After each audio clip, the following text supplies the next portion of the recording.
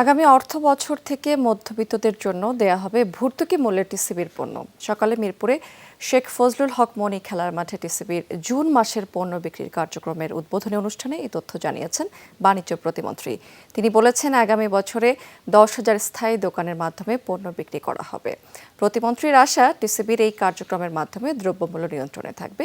তিনি বলেছেন, বর্তমান বিশ্ব পরিস্থিতি এবং পরিবহন খরচের কারণে পণ্যের দাম নিয়ন্ত্রণ করা কঠিন হয়ে যায়। তবে এবার ধানের ফলন বেশ ভালো হয়েছে, চালের দাম বাড়বে না।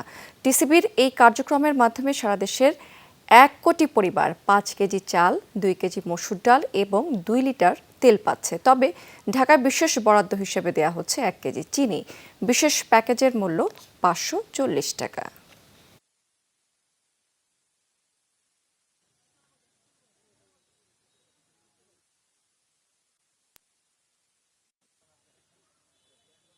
মধ্যবিত্তের জন্য জানি আমরা ন্যায্য মূল্যে আমরা পণ্যের সরবরাহ করতে পারি, আমাদের সেই পরিকল্পনা আগামীতে আছে। টিসিবিকে অ্যাক্টিভেট করতে চাই এবং টিসিবি সেই দায়িত্বটা পালন করতে পারলে আমাদের যে এই দ্রব্যমূল্যের যে একটা চাপ থাকে এবং বিশেষ করে ঊর্ধ্বগতি থাকে বিভিন্ন সময়ে, সেটা নিয়ন্ত্রণে আমরা সফল হব।